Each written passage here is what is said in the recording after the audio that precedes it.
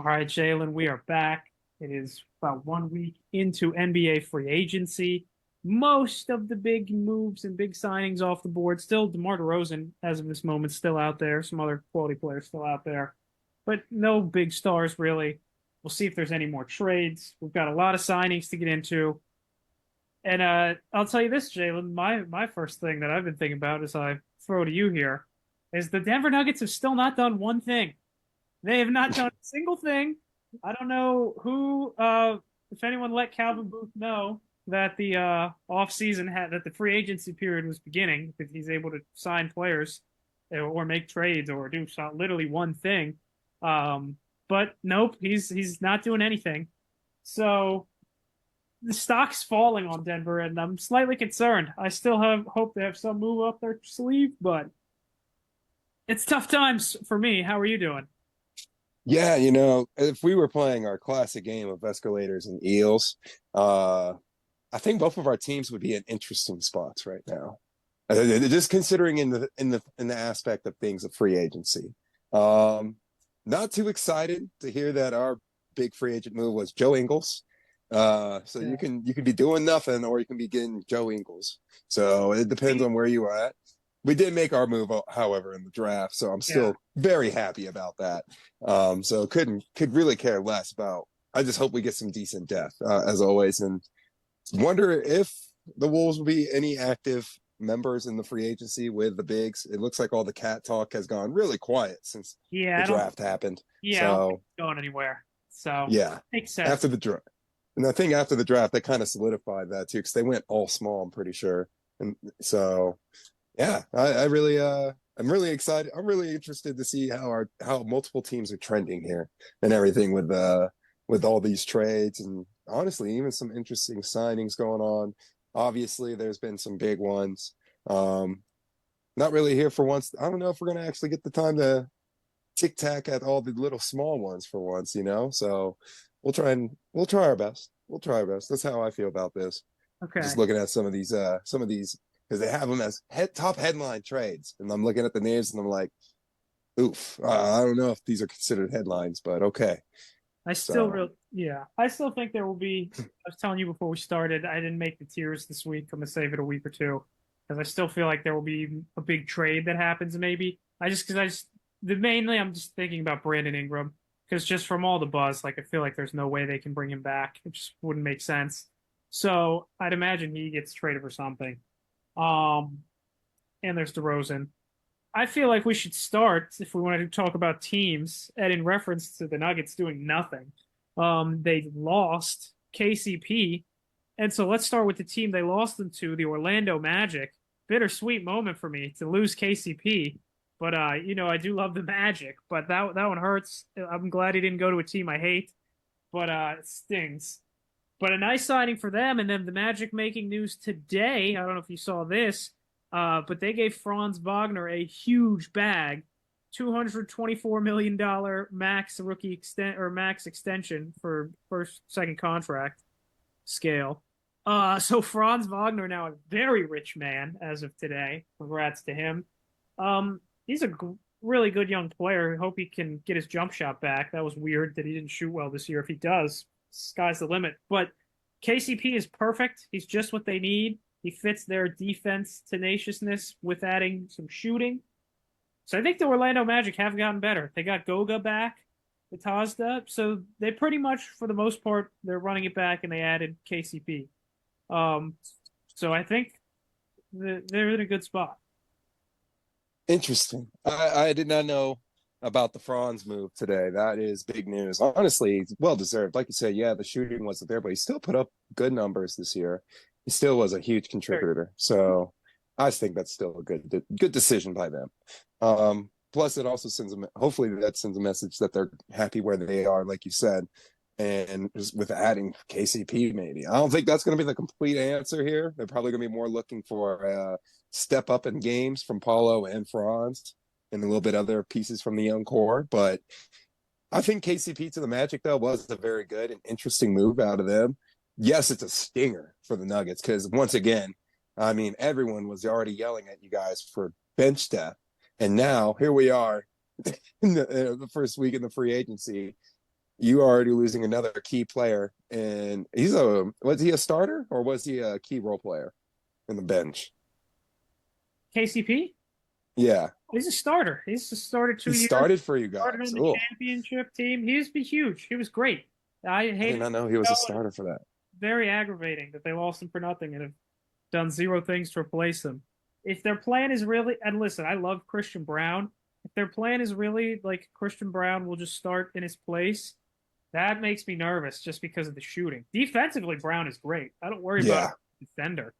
So I think he can eat as great as KCP's been. I think Brown can, as he improves, can replicate the defensive stuff. But I worry about the shooting. He's not nearly as consistent a 3-point shooter. Um, so yeah, that's a huge loss. yeah, he's a very physical guy. He is different from the playbook. Like, I mean, who knows? He's been in the system for a couple of years now, and he's been taking good steps forward. So maybe it's just time for that Nuggets brand basketball that Malone's been developing this whole time. You know, got to kind of trust that. So yeah, and so the thing that frustrates me the most about it is just like I kind of feel like there's a disconnect with the GM and the coach. I don't know if you've read any of this, but like it's not been said that there is, but just in philosophy, because Calvin Booth, which I understand his strategy, his strategy to build out the dynasty because of the new CBA and stuff, the cap rules, is like we're not going to be able to. We have our players we're committing money to, so we just got to get late round draft picks, hit these draft picks, draft these experienced college guys, and try to get our depth and bench players through the draft, which I think makes sense in theory. I would have still tried like to re-sign KCP. Um, but Michael Malone doesn't want to play young guys. Christian Brown's like the only one who played consistently. Watson actually got to play this year, had some great moments, but in that Minnesota series, he was pretty much out of the rotation by the end of it. They got really nothing from him. He needs to improve.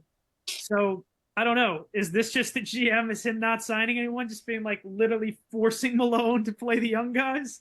It's like they're the only ones here. Like he's banking on Julian Strother and Jalen Pickett, who I thought were smart draft picks in theory, but I don't know. They've never played, so I don't love this strategy. I will say. Uh, that is you're making a great argument, Colby. I can say that for sure. Uh, Genuinely, I think what the Nuggets. I don't know what that is. That sounds like a huge discourse right there. It sounds like they're not on the same path. Sounds like they miss a certain O'Conley man and everything to help Yeah. fill in the gaps. Well, Booth was great So, his first year, but yeah, but I really think I feel like the Nuggets is still. There's a reason why they're one of the top teams favored in everything right now on the odds. There's a reason why. It's because you got Jokic. You still got Murray. It's not like the whole system is falling apart here. yeah. I feel like as long as you got those two, and maybe even MPJ, I feel like you guys will be fine. At the end of the day, you guys will still be a playoff team. It's just going to be how far of a run you Yeah, but get and everything. And I think you definitely going to need depth. Like I think that's the thing. Like they're banking on young depth, but I feel like you need at least a vet or two to help out, like they always do. So, but that can be always something that's done mid-season. Maybe they're just waiting to pull the trigger on that later on this season. You have to think of it that way. Maybe they're going to let these young guys run for a little bit, and throughout the season, beginning of the season, you're going to probably see some pickups. Maybe we will see Dwight Howard playing with Jokic. Deron Holmes, I think, in theory, if he can actually be the backup to Jokic, I would still like to add another big for the bench. The main thing is they just need another guard. I mean, a shooter and then a bench point guard because they let Reggie Jackson go. They traded Reggie Jackson basically for cash. Um, so Yeah. which look, I was on board with Reggie Jackson being moved. I said many times, at least maybe not many, but a few times on here, is it too much Reggie Jackson for me last year for sure. But you got to replace him with someone. Just replacing him with air isn't going to do it. So, what do you make of last thing? And then we'll finish the don't Nuggets. The rumors of it's crazy times. The rumors that they want Russ. Have you seen that? That the Russ Westbrook trade was that Jokic apparently went to the front office and said he wants them to get Russ. That'd be cool. If Jokic was out there conveying that he wants somebody too, like Russ, I mean, I can't hate on that, and it would turn you into a Russ fan. I Yeah, mean, How can I hate that news whatsoever, Colby? Come on, that sounds like a home run in my eyes. That means Yeah. we both get to talk Russell Westbrook on this podcast finally, and the only thing that you can do is just be like critical, but in a good, positive, critical way, because you want Well, your team to succeed. I mean, So so it's like, how much is Colby gonna be critical of this guy? You know, it's an interesting spot. I think who's going to get more triple doubles? That's where you look. I think that's your question. You're already trying to figure out right now. Who's no, getting the triple doubles? listen, that's Who's getting a tough spot for me because I've obviously not been a Russ guy, as it's been documented. But having seen what he did with the Clippers, and I do feel like he has now accepted finally that he's not MVP superstar Russell Westbrook anymore, which I think he had not accepted that on the Lakers, and that's part of why it was such a disaster. Um, if he's just the bench guard, I like it because it's just someone to give you some energy who can bring some energy off the bench when Jokic and Murray need their rest and who can at least handle the ball. Now the problem is you can't really put him out there with the starters. I don't want that. Like I don't want him out there in crunch time. But Ooh. to just give them as a backup point guard to kind of run the bench minutes, just try to go off and just get some energy. Malone, I'm sure would at least trust him because he's not young. So I kind of like that. I'm gonna need someone else that can shoot though. I agree with that. Yeah, I was about to say you still want another shooter. I'm not going to disagree with you on that one, man. That's just. I'm just trying to think of how it would all fit together. Obviously, this is a huge plausibility, but if that were to happen, Clippers are putting themselves in such the biggest flop miss, and they're putting themselves right next to, I think, the Brooklyn Nets in biggest potential misses in big threes. I think that's where that will be right there. I mean, you're going to fold on all of them, and then you still have Kawhi and James Harden, but I mean that whole picture and that whole era, that whole idea is going to be scrapped at that point if they actually go through with it. Yeah. So the Clippers, that was a great transition by you. The Clippers, they're fascinating. I mean, they're cooked. I don't even think they'll be in the playoffs next year in the West. Now that Paul George is gone. Now they added some depth. They got Derrick Jones Jr., correct? Good. And they got Kendrick, or not Kendrick. What's his name? Chris Dunn. They got him as well. And they also signed Kevin Porter Jr., which was weird. So that's questionable. But yeah, so they lose Paul George for nothing. I think so. It's interesting the Nets comparison. That's a fun little topic to talk through it here. So the Nets was more volatile. The Nets one was just so much shorter. Like it just exploded and it was so much crazy drama. I think in the hindsight, the Clippers might actually be worse, even though they were together longer and they did make the conference finals once. Just because of how much they gave up. Now look, and the Nets gave up everything so much too. And now they're back at square one. But the Nets at least turned Kevin Durant into, 10 first-round picks almost after the Mikal Bridges trade, and then get their picks back now. I feel like, the Nets' moves that they've made in the last 3 weeks, I think kind of have salvaged it a little bit. Not completely. It's obviously still a huge disaster. But but today, I would much rather be the Nets going forward. So if we're looking at it from that perspective, I would say the Clippers might actually be worse. Because the Clippers still don't have any of their picks. They don't have anyone else's picks. And they also traded SGA, which is there it is, yeah. So bad. Yeah, I was about to say that right now, I feel like it's what's making them feel even worse is that there is a perennial superstar on the OKC Thunder. And they have nothing. They have been letting guys go for nothing and everything. They traded SGA and almost a decade of picks for Paul George. And listen, no one knew what SGA was going to be at the time, obviously. They would have done it if they did. And I can't say I expected him to become this. But now looking back, in hindsight, just SGA for Paul George straight up is a bad trade. Not to mention that you gave up almost a full decade's worth of picks. I'm pretty sure too, like SGA had a pretty solid like rookie season with the Clippers and everything. And that's one of the reasons why he was Yeah, included in the trade to begin yeah. with, was that Mhm. he had like a really solid rookie season. So shout out to the Thunder for sneaking that one off for sure. Um SGA, dude, that's the whole part of this too. I mean, the fact is, if they had him, who knows what could have been. But let's just think about the whole fact that you just traded Paul George at that time for that many picks, 10 picks and everything, and a potential uprising rookie. That's what everyone was probably thinking, you know? So it's a crazy, man. It's really crazy. I really don't know what to say because I'm trying to comprehend. Like, you didn't expect, of course, Paul George to get hurt all this time, but it's the same time think you'd think you'd get some success out of those stars, you know? So it's like I said, that's the main thing. Like, I feel like with the Boston Celtics and Nets, all three of those guys, I remember when that trade happened, knowing that it was a terrible idea personally, just because they were so old. Like, you can tell that some of them were just already on their way out. So this is a different situation where it was supposed to be like perfect timing. They were like a top four expected team every year to win the chip, but now it's Yeah. over. That's that. Yeah, I mean, I totally understand why they did it at the time, even if it was a crazy haul. But yeah, you're right. It's crazy that it's over. They got to one conference finals, and their 2 year peak was really the first 2 years, where they blew the lead against Denver in the bubble, and then they made the conference finals with that when Kawhi got hurt the next year. That was probably the year. If Kawhi doesn't get hurt, they probably beat that Phoenix team, maybe.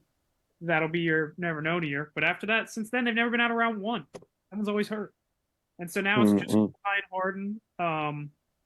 It's a disaster. So I don't think they'll even make the playoffs. Maybe they'll probably be in the mix of the play in because they still have So Ryan Harden and role players. But yeah, that's what this is where the question comes in.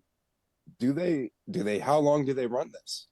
You still have the system, you know. Do you just hope that you find the rookie superstar all over again? we don't have any Or picks what do to you do? find them with. Yeah, I mean that's a great point. Yeah. I don't I know how mean, they're gonna I I don't guess know how they're gonna pull this up, man. you gotta play it out unless I guess the hope in theory is maybe down the road this year, end of next year, some team that thinks they're pretty close is maybe desperate enough to give you a decent trade for Kawhi and try to go win. Um, Or maybe the Nuggets are the piece to get you back going. I You don't know, think like you you're gonna get mentioned, maybe anything in that trade that's gonna jumpstart your franchise. a pick or two. I mean, you're not going to get a first round pick, but probably will get a second or a first rounder in a couple of years. Yeah. So could be something to get you jump started. You know, I was about to say Russ might you might have been onto something with Russ being the key there. Um, I mean, if we want to keep it with a perfect transition game, we can always go on to the Thunder, where they picked up Isaiah Hartenstein, Yeah. and they're now considered the West favorite. I think in a Yeah. lot of people's eyes, they're now the favorite in the West. They surmounted both your Nuggets and my Wolves, but as we've spoken earlier, Mavericks. our teams haven't really done, and the well, and the Mavericks, sure, yeah.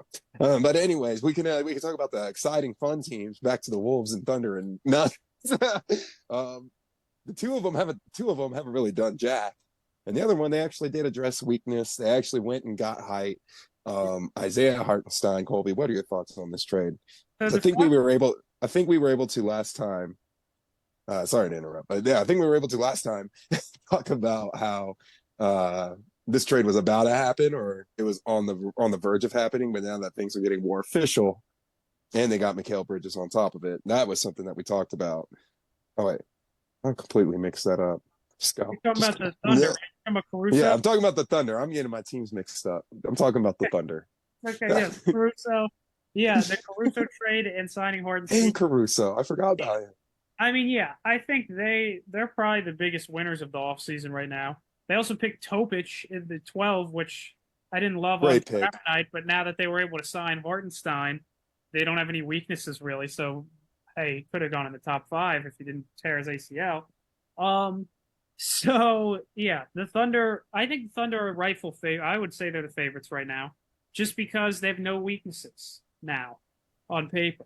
They have insane depth compared to, we're just talking about Denver's bench issues. They're deeper than all the Nuggets, Mavericks, and the Wolves. Um, Yeah. they have way more guys. They have also just kind of all insane defenders now. SGA, Caruso, Dort, and J-Dub out there on the perimeter. That's a bunch of really That good just sounds annoying. That just sounds annoying. Oh Chet my blocking goodness. shots, rim running, and now they finally get the other big to help Chet and get some boards and some inside physicality. He's perfect. Hartenstein is just what they need. So yeah, I think they should be the favorites now on paper, just because they're a complete team. Like they don't have a weakness on paper. There is one weakness, Colby. What's that? Excitement. Are they exciting? No. And the Thunder, Colby. Come on. I mean, they don't have a guy that really gets you out of your seat and like, SGA man, 30 every single night.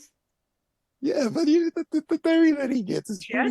pretty I disagree not with the same way. Go I ahead. mean, he's good. I'm not saying I never said anything about him not being great. I said exciting. All right. I think that's their one weakness. Maybe it's going to be that whole living up to the moment thing. Maybe it might be. I think this team's going to make a deep run in the playoffs because, like you said, they're very well built. I do think they're primed and destined to do something in the playoffs next year. Personally, that's what I think this team is set up for. I think that when the moment gets big and the stars need to come out, it's going to be interesting. I would love to see SGA in a primetime game, man, at the Western Conference Final. I think that has to happen. That needs to be something that we need to see. Yeah, I mean, that's something that we just need to see. My guy kind of shrunk in that moment. So maybe if SGA can do it, he can kind of assert himself in the West.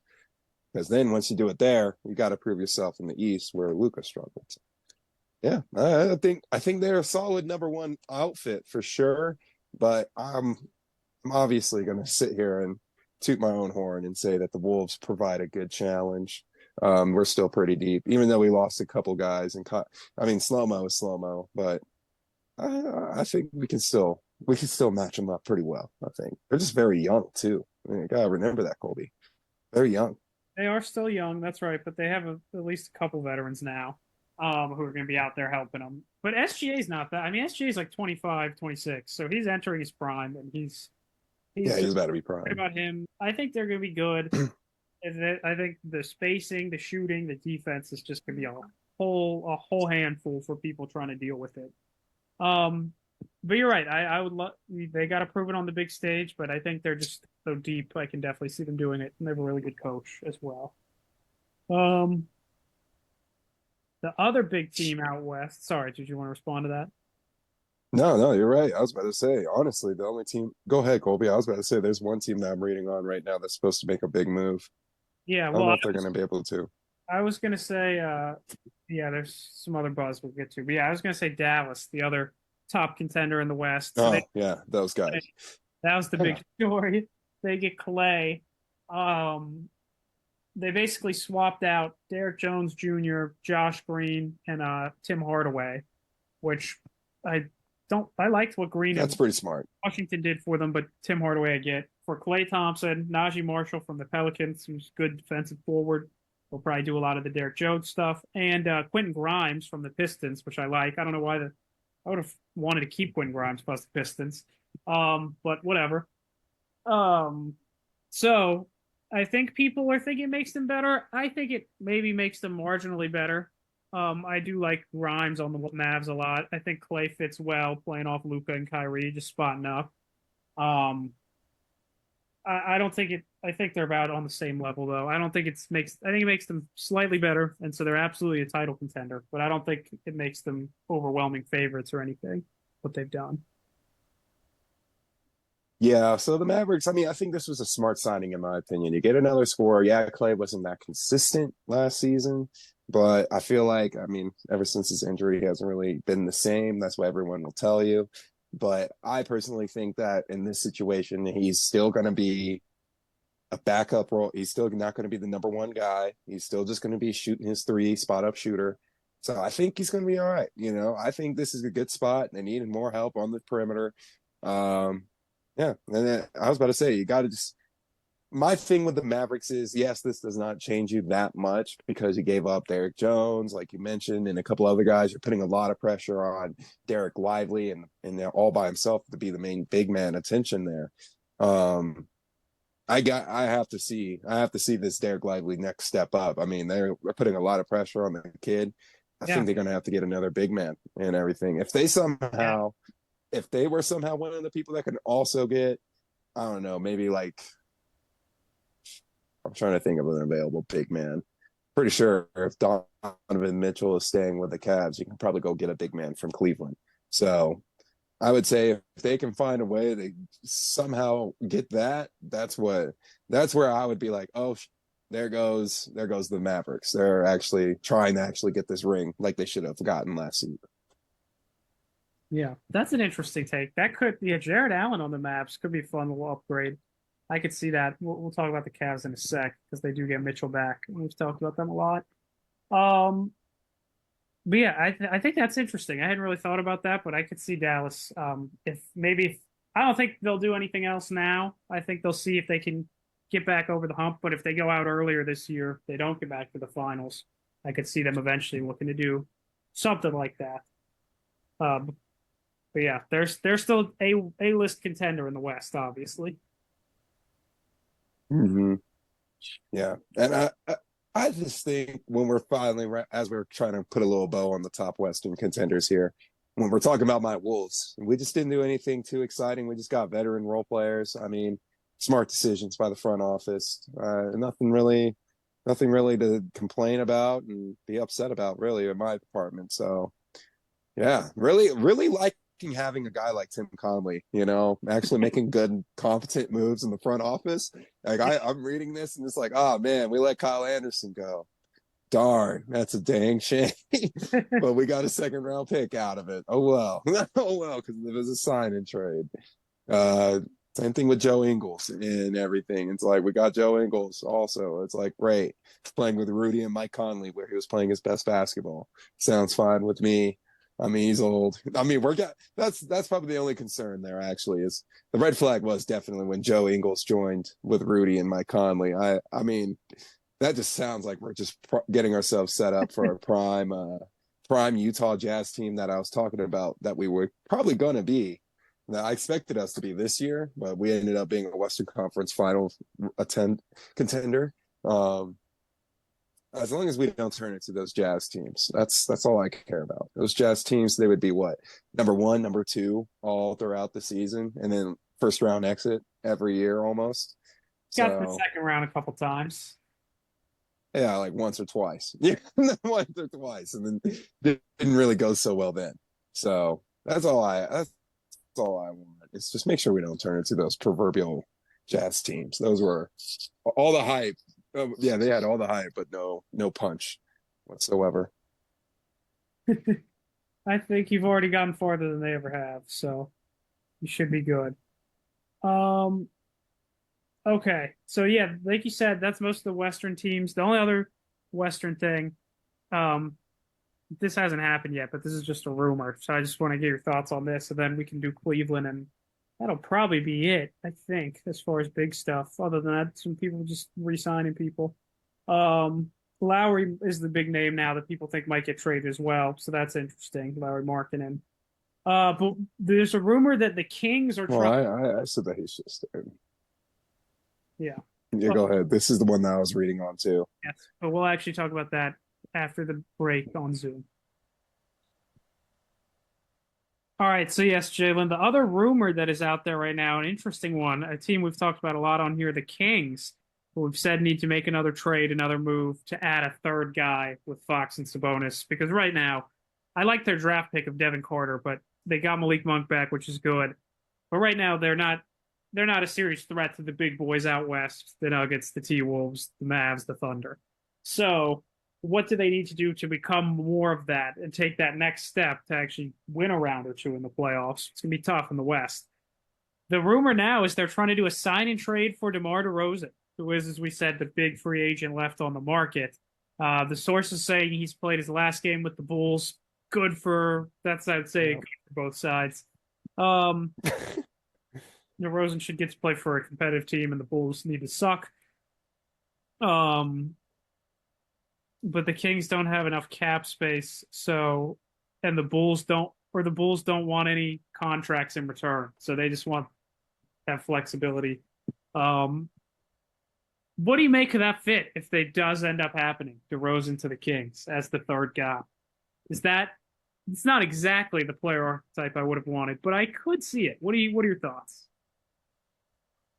I mean, I would have, if we were to choose between, I think the names that we were just kind of foreshadowing here, DeRozan or Lowry, I would probably be choosing Lowry of personal habit. I know Right, me too. No, me too.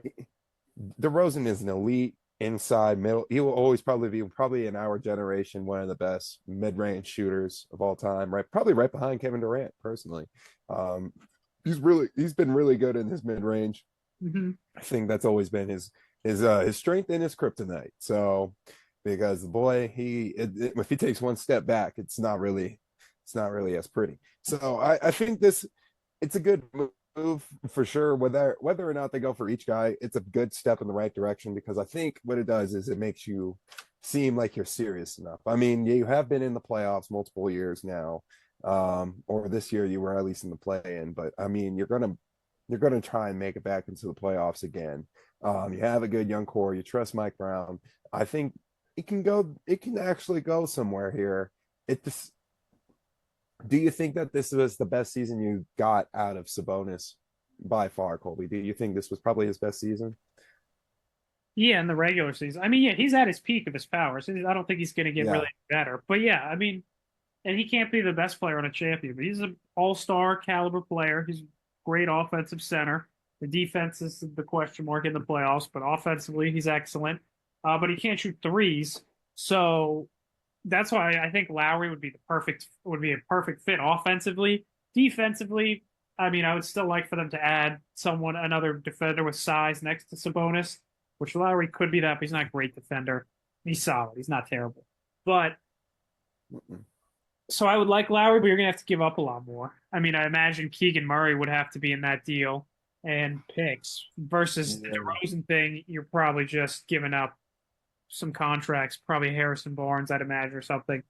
That's the thing. I don't think DeRozan's a perfect fit because he still doesn't shoot enough threes, but he'd be unquestionably the third best guy on the team easily. He'd Yeah. be give you another legit scoring option, and he's a lot better than Harrison Barnes, even at this stage of his career. So if you're just taking the Kings and swapping Barnes for DeRozan, like I mean, it's My still a question is, when was Barnes better than DeRozan? Was he it never just that has been. one No, he year? never Yeah, has. I was about to say, I'm was just it saying, was there still, ever a DeRozan's older. time where Still DeRozan better. was It's better always than been better. Barnes? Not for 1 second has Barnes been better.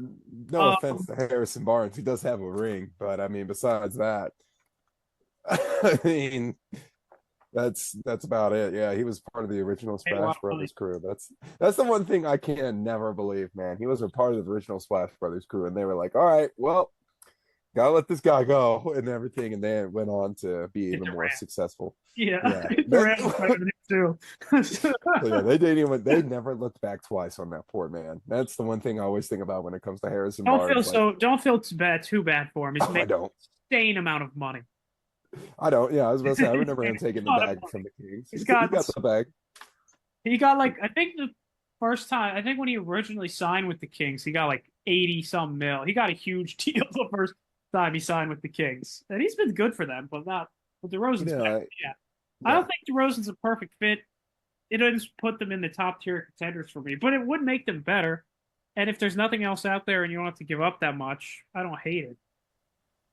Yeah. Plus, you're putting him in back in California, and everybody would love Right. to see DeRozan back in California right now. And the So Kings, say what you want about him, are definitely a better and more interesting team than the Bulls. So he can at least way more. be in the Yeah. playoffs, You probably. would. I was about to say, yeah, you would at least have a fighter's chance. You would be in the playoff contention with the Kings and everything, especially with De'Aaron Fox and all them. Yeah. Uh, I feel like yeah, it'd be more of a positive step to go with DeMar because you're not losing as much and you're not trading with the evil man that is Danny Ainge. So I don't know, man. I still like the idea of Lowry marketing, but DeMar DeRozan just sounds if the Kings can even manage to pull this off, like I said, if they go for any of these guys, it would be just showing the West that they're trying to go back to what they used to be, like a top three team in the West, like they were 2 years ago. Yeah. And that's gonna be a challenge when you got guys like the Memphis Grizzlies. You got I really do think the Memphis Grizzlies are going to be coming at one of our heads, Colby. I think That's going to be a pretty fun good. game to play. That's going to be a Zach fun Edey, game to play later. Zach Edey and Ja Morant, what a duo.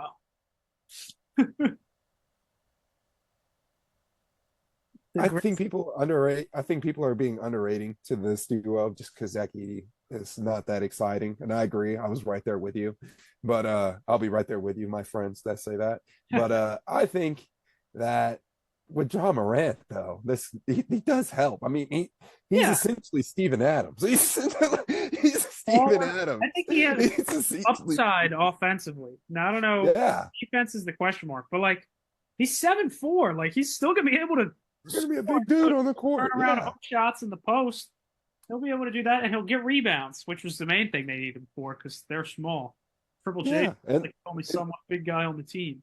Dude, imagine when these guys get to run Steven Adams and Zach Edey together. If Steven Adams is even playing basketball, he's not on their team anymore. Yeah, I was about to say I don't even think he's playing basketball anymore. I don't know if he will. I think he's on the Rockets. He's hurt. I think he like had a knee injury or something.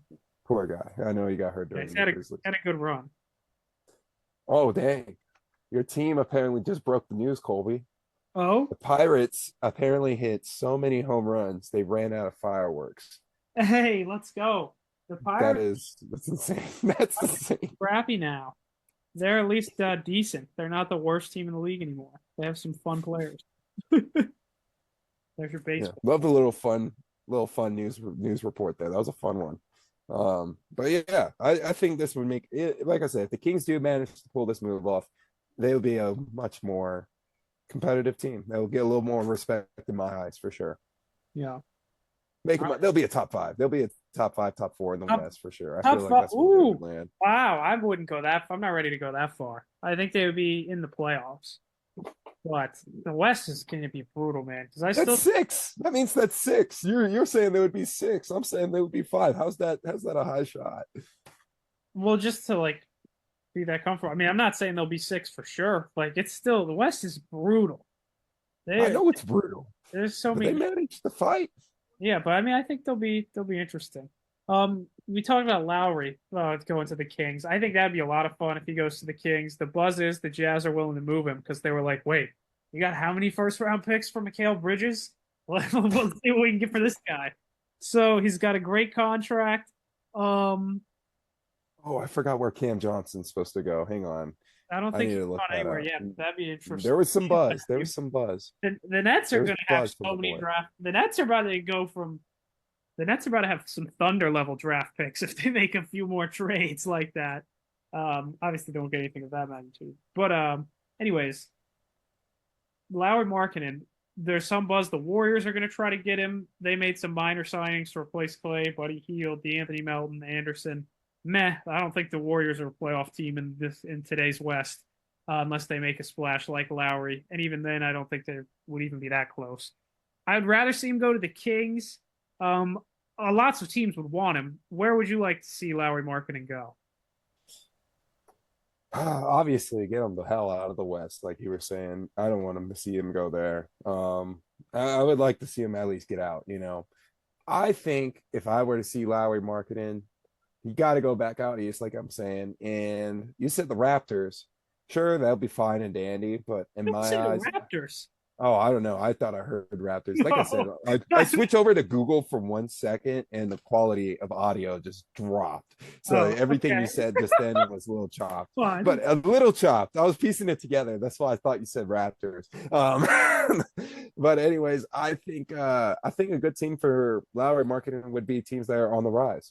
Teams that have a chance. I don't think it would be teams that have a proverbial. Well, the Pacers would be interesting if they could find a way, but I feel like they already have their identity. Same thing with the Knicks, and the Sixers probably used all their money. So you just go down the list. It's like if the Sixers can find a way to afford them, sure, that would be a nice little fit there. But I at the same time, I don't think they can. So what about? I don't think he goes back to the Bulls, to be quite honest with you. No, the Bulls would make sense.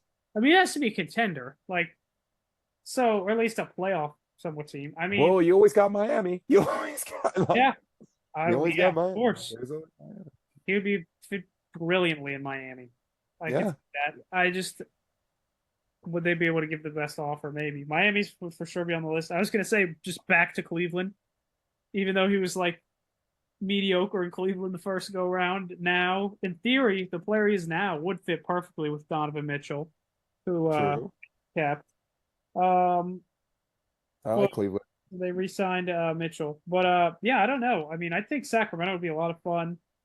What about the Magic? I don't know who they. Do they finally part ways with their guards? That's all it is. Do they finally part ways with one of their I guards? don't know if That's the it's a question. perfect fit with Franz and Paolo.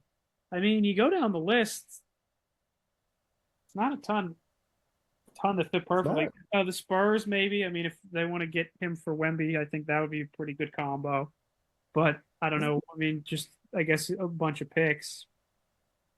Can help figure out this BI situation, but I don't think the Ooh, Pelicans are gonna. that's interesting. I hadn't thought about that one. I just kind of want like I kind of want a better rim protector for New Orleans, though. I would love. I still really I like mean, you Jared got Zion.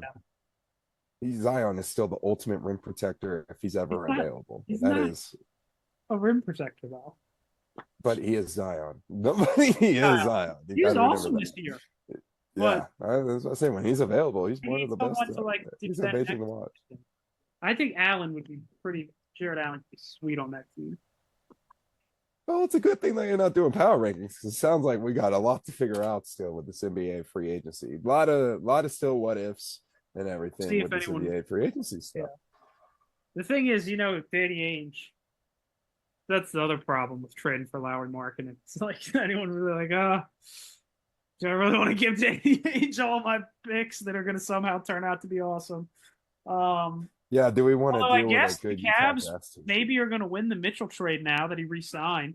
I guess we kind of already did the Cavs right there, but shout out to them. We'll see if they end up trading Garland. That buzz is kind of cooled, so we'll see if they try to give it another year. In theory, I think they're going to have to at least do something to tweak this team around. But seems like he's the guy now. So shout out to the Cavs for he didn't force his way out. Yeah, apparently he's actually a Cleveland guy. Apparently, like, yeah, sure, he's Well, from New York, but he's a LeBron fan. Apparently, he was just a huge LeBron fan as a kid, so he used to rep Cleveland a lot. So, well, I I also, mean, who wasn't, right? I mean, who wasn't also at that time? I think he wanted to go back to New York, but then they're like, "Oh, sorry, you didn't go to Villanova. We don't want you." And so he was like, "Well, that's out. I don't want to go to the Nets and play with Nick Claxton and Cam Thomas and nothing else. Hey, Guess Cam, I'll stick Cam, around." Cam's got some suitors, okay? And that's why I'm here to tell you. My boy Cam got some suitors. All right, he's got the Raptors, the Rockets, You're talking about which and Cam? Cam Johnson or Thomas? my boy Cam Johnson. Oh, okay. I would agree with. Yeah, I like Cam Johnson. I mean, keep going. Yeah, I've always typed up Cam Johnson. Come on now. It's always been Cam Johnson. I'm looking at my notes right now. It says Cam Johnson everywhere. It's like Charlie trying to figure out where from that Always Sunny skit. All right, I'm always Cam Johnson's all over the board. It's interesting. I mean, he's a shooter.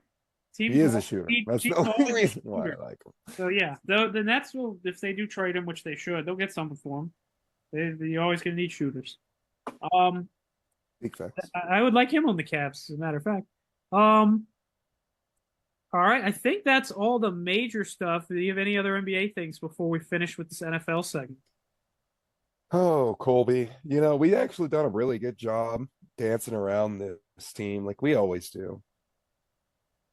We got to talk about the Lakers, man. Oh, okay, yeah, that's the point. That shit has been a train wreck. I know I just air bombed it right there, but I mean, so they done all this, to announce that they're going to be waiting and trying to sign a third star. They're trying to sign a third star. LeBron, he's in free agency right now. He's gonna test them. He's gonna see what the Lakers can sign. What happens? They went and gave LeBron, I think, what is it? Oh, pretty much a max deal almost. They almost gave this It's man like, the yeah, max. it's like 1 million less than the max, so they didn't Yeah, hit. So yeah, they're effectively, uh, yeah, you're right. They're effectively running it back, and they just added Dalton, Connect, and Bronny. Uh, yeah. Oh my God, I'm sorry. They're so going to be I one of mean, those it trade-in makes me teams feel again. good because I don't feel like they're a threat at all. Does it really? I mean, you guys are in the same boat with them during the trade deadline. I feel like we're going to be hearing your name and their name with every other big Well, star. You guys are going to be connected with every star I with don't the think Lakers. stars. The Nuggets don't need a star. They just need See? some role Oh yeah, players. you just need some role players. The Yeah, that's true. stars, I mean, listen, the Lakers thing, like in theory, they can say that, but like, who is the third star? And Connect will help them. I mean, they did get lucky with that, so that's at least a win. But yeah, I don't know what move was really going to be out there. Like, even had they added Clay, would have made them better? Sure, but I don't think it's a big difference. People, there's rumors are they going to try to get Kuzma back? I don't know that he's better than Rui Nah, Hachimura, but I don't know that moves the needle. might as well get both of them, The honestly, at Trey that Young rate. thing sounds like it's pretty much dead now because he left. He's not with Clutch anymore, and they just hired Nate McMillan as his assistant, and Trey Oh Young snap! ran Nate McMillan out of Atlanta. So that's probably not happening.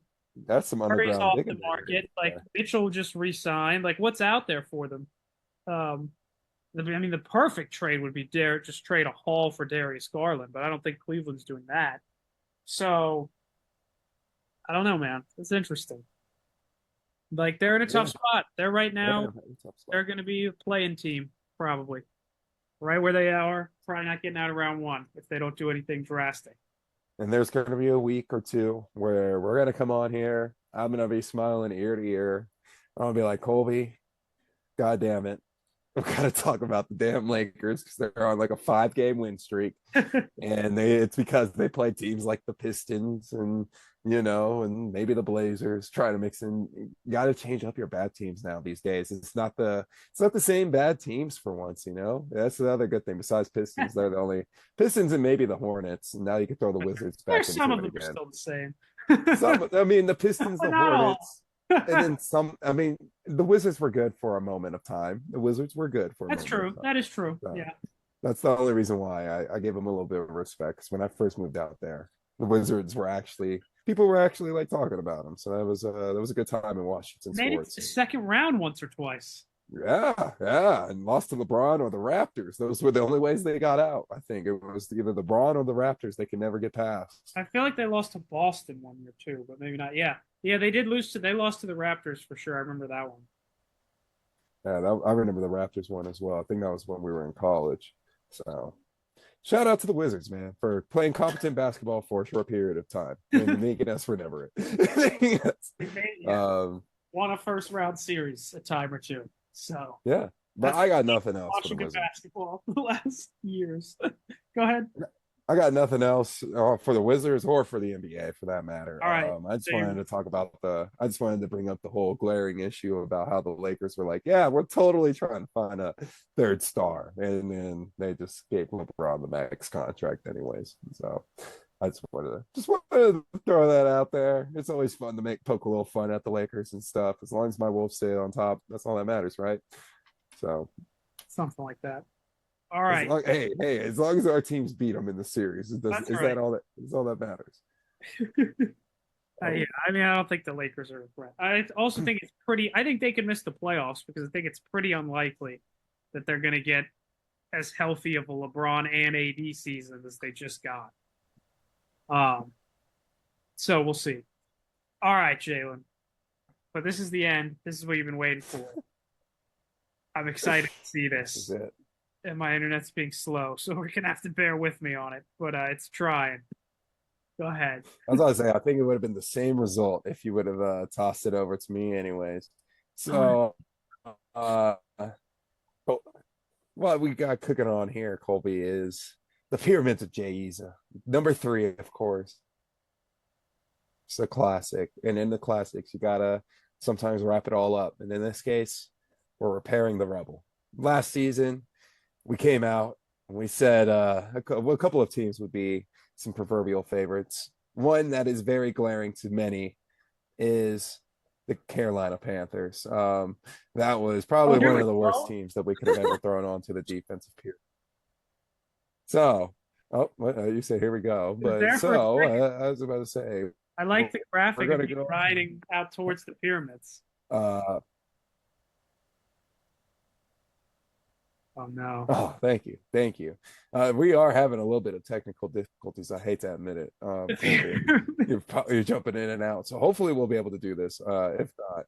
If not, I'm already on here, and if I have to, I will pull the pyramids away just so we can at least get some quick reactions and all that stuff like that. As always, folks, we're going to be talking about how I've come up with my favorite teams of the year. I got one team right, and it was a pretty easy team to put your money on. But I also got their offense right, and the reason why, and their defense. So that's the only reason why you see the Ravens there, Colby, on the pyramids. Of course, I'm keeping the Eagles on there. That was the greatest pick ever because they made it to the Super Bowl. So we got to keep them on there as well. But yeah, we're gonna have Eagles, Ravens. Let's see if we can get another team onto there. We got to repair the rubble because, like I said, folks, it was pretty rough last season. It was pretty rough.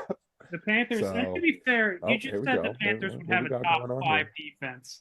Not that they would be a top five team, but they certainly didn't have a top five defense. One of the worst teams I've ever seen. They didn't have that either. It's hard to have a good defense when you don't have a good offense either. When your Okay, offense here we is go. cheeks, so to speak. All right, here we go. Yeah, it's slowly loading in, folks. So I'm going to go ahead and try and see if I can pull this up on my phone as well, just to keep us on pace here. Okay. So we're starting with the But in the defense. meantime, I'm pretty sure. Yeah, I was about to say, I'm pretty sure the first thing first is going to be defense. Yeah. Um, see here. Gotta love so for folks at home here as well, this is actually a monumental moment for the show. We are running this with our old toasters, aka our old laptops from college, for the first time in what, a Well, year probably. first time for you. I haven't brought this thing up. I've been using mine the whole time. Oh, so yeah, probably a year and a half and everything since Yeah. the laptops have met up and hung out with each other. So it's pretty cool. We're trying to Not load things in. that cool. I gotta tell you. Yeah. Just try to keep it 100. But anyways, how's your screen looking, Colby? I got the defense pyramid here. I'm sharing it with you. Can you Okay. Can you, yeah, I can see it. Can you move? yeah, I was about to say, can you move the triangle though? Debatable. That's You're gonna have some audio editing on this episode, Jalen. Oh, here we go. Oh yeah, there you go. Oh there you man. go. Slowly 2 levels. I moved it too much. Go ahead, just start. You can see the bottom levels. Just start with the bottom one. All right, yeah, we'll start with the bottom two. All right, so I'm gonna zoom in here too, and everything because I can zoom in on this screen. Yeah. All right, here we go. I got it right here. It says I got the first level. It's lawn chair level defense, everybody, aka folded. And for those of you that don't know, I feel like these defenses, they got a couple good guys here and there on their roster, but at the end of the day, it's still going to be pretty rough. Probably the only one that you're going to be able to fight me on here, Colby, is going to be the Atlanta Falcons. I feel like everyone else, I'm pretty confident on here. The Broncos, all they got is PS2 after losing Justin Simmons and all their other perennial pass rushers. The Chargers, literally playing with a skeleton crew and veterans. And the Saints, same thing, but with Cam Jordan, who's also just a veteran who's been playing out of his mind. He's a vet when I have his rookie card. So shout out to Cam Jordan. Okay. What a fall for the Panthers from being in the top tier last to the bottom tier. That's tough. They traded Brian Burns, though, so it makes sense. And they were also terrible. I'm not going to fight you on Atlanta because, I still think defense is a problem for them. They maybe should be 1 tier up, but you make some fair points. I'm not really going to fight you on these too much. I thought the Saints, maybe I'm just thinking of the glory days of the Saints defense.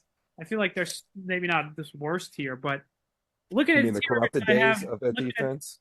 I'm sorry, corrupted days of their defense. I'm going to make sure they were not even that. They're a little bounty like 2 years ago. Like within the last 5 years, they've had some pretty good defenses. But, yeah, that's fine. I don't think anything's too objectionable. As I look at the teams you have above them, which I'll let you go ahead with the next tier, but I'm Yeah, fine. it's rough. It's pretty I'll rough for let the you know if next. there's anything that jumps out at me as alarming. Yeah, I'll start right away. The next year is pretty rough, Colby. That's what it's called. And the category for that is also a doormat. These defenses, there's lawn chair, and then there's being a doormat. A Sometimes rough people, doormat, though. It's got yeah, friction. no, yeah, it will scrape some things off. It'll scrape the bottoms of your shoes. That's why they'll scrape some things off. So right off the bat, I think this is the team that got your attention. It's the Bengals. I think I got the Bengals defense down here. I got the Giants, even though they got the stellar pass rusher and Brian Burns. I think it's going to be a case of the whole Carolina thing. So I'm not going to jump too high on it yet. Commanders, they lost Chase Young, and they kind of really haven't addressed that problem. They kind of gave up on the defense. They're sick of it. But they still got a defensive coach. So I gave them a little bit of the benefit of the doubt, even though they lost Ron Rivera. So there's that. Same thing with the Colts. They got an offensive coach, and they didn't really address their defense after losing. Even though they lost their star in Shaq Leonard, they actually got better. So on defense. So I'm kind of interested to see if they go up and everything. It's going to be a little rough for them. Same thing. And the Rams are going to be in the same spot with the Colts, I think. And when it comes to defense, they're going to be fighting themselves this season. It could be worse. Yes, they could be lawn chair level probably. But I think that without Aaron Donald, sure, this team's going to be struggling on the D line.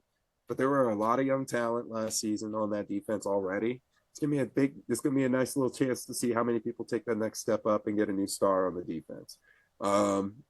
Same thing with the Bills. Honestly, Bills are going to have the same tune to this beat. I think they're going to have they lost their vets as well. They're going to trust their young cores and see how the new guys step up. Probably another one that you're going to fight me on here. I do have the Patriots at a doormat step below. I'm thinking they're going to take a step down on their defense. Sure. I know Gerard Mayo is a defensive guy. He was the defensive coordinator. This should be the one thing they're good at. It's not the same without Bill. It's not. I think it's gonna be another thing that we're gonna see that's different without Bill. I could be wrong, but I'm gonna take a shot on this one. I think the Patriots defense is not going to be the same as we're used to. So, yeah. Okay, I like this row of the pyramid. This is pretty good overall. I definitely agree with what you said about the first four teams for sure. And Buffalo makes sense to have them here. I would have maybe even had the Rams down in the bottom level, but you are right. They do have some young guys, and they do. I think it's fair to even have them here because you almost just give the Rams the benefit of the doubt that they are just going to hit on these mid-round picks because they just know what they're doing. So when a team is well run, like you give them the benefit of the doubt, which they've earned. I would still have the Patriots a row or two higher. I'm interested to see you on the next row. Just because they also, as bad as they were last year, their defense was good at times. Obviously, losing Belichick hurts, I think. But they also didn't have Christian Gonzalez for the whole back half of the year. He got hurt. And they lost another key player who I'm drawing a blank on who it was. But they had some injuries last year. I think the Patriots could have a pretty good defense. Their offense is going to be terrible. But we'll see. But I think it's pretty good so far. Nothing has shocked me yet on this pyramid. All right. Go ahead and move it on up because Oh, right. as you can tell, I was trying to move it, but my mouse is decided not to work with me today. So we're lagging on. The toasters are toasting right now. Let's just say that, folks. The toasters are toasting. There we go. So. Just mid, looks like. Yes. I wasn't very creative on the middle titles. I like how it's like, since it's lagging, it's like slowly being revealed. I like that. Anyways, we got mid and everything. And I think these are actually, in some teams' cases, taking a step up. Some of them are going to be taking a little bit of a step down. But I think this is also a pretty mid spot to be in. This means our team is, there's going to be question marks. There's going to be some rough patches, but you do know your strengths as well. Like, for example, I got the Cardinals on here. I think the Cardinals are going to be pretty mid. I was about to say, they're not going to be bad like last year. I think they're going to take a step up. So I think they're going to be pretty mid. Same thing with the Jags. They're going to have Josh Allen still, the defensive one, of course. He's going to be pretty. I think they're going to still be pretty decent. Same thing with the Bears. They ended strong. They're going to be pretty mid. My Vikings, I have them on this list as well because I think, we lost Daniil Hunter.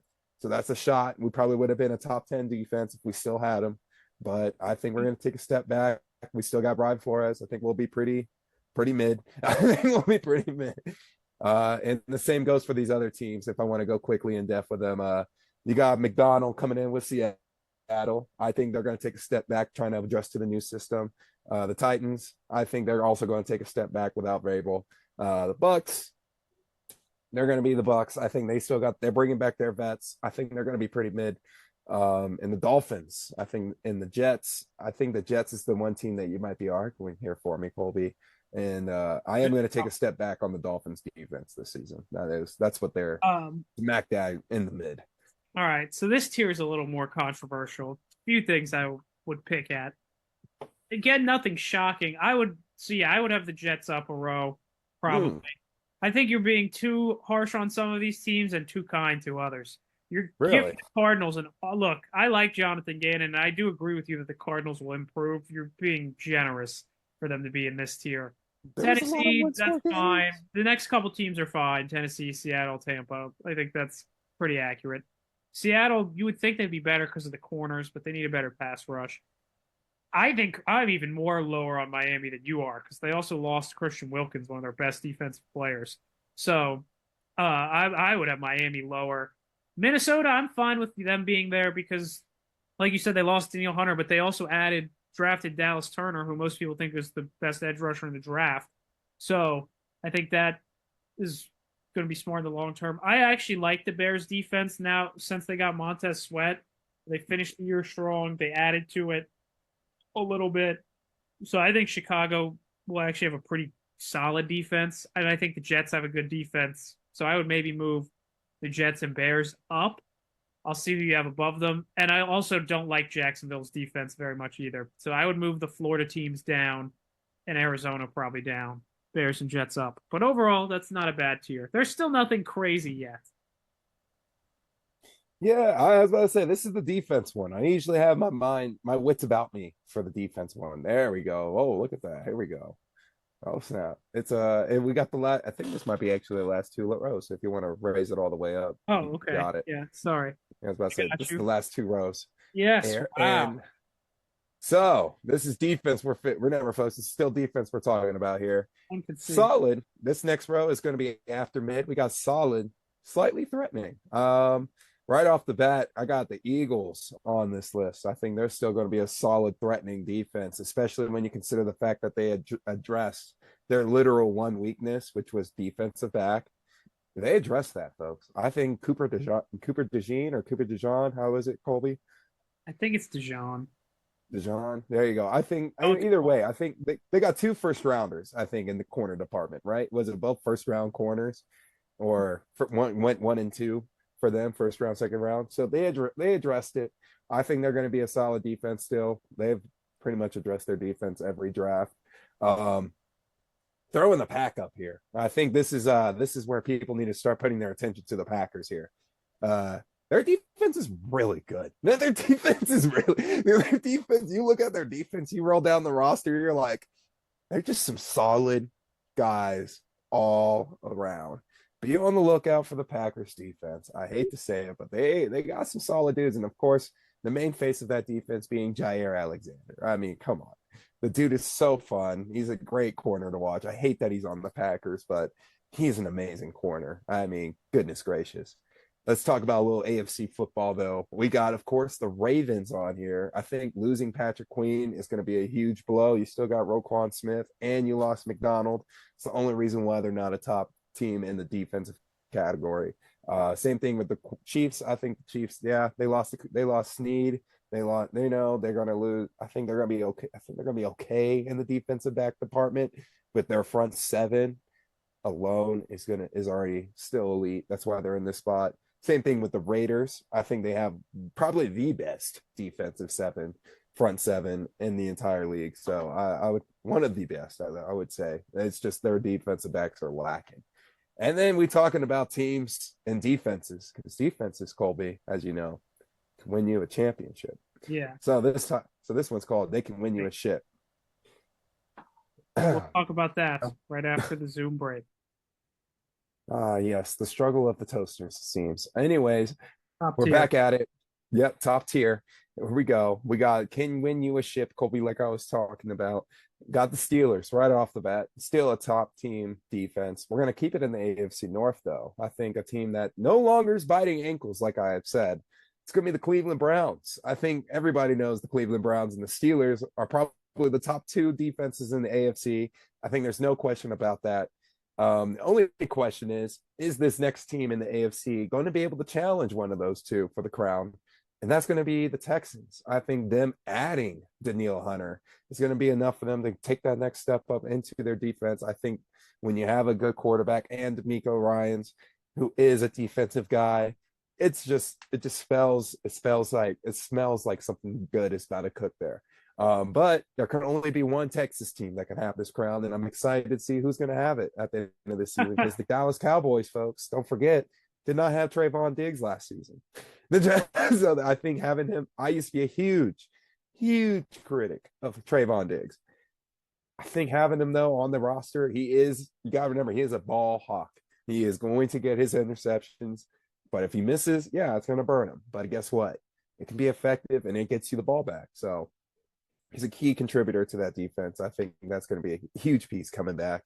Always going to be the 49ers. And of course, by no surprise, the Detroit Lions. So I have the two Texas teams challenging Detroit and San Francisco and the AFC North, essentially, for a defensive crown.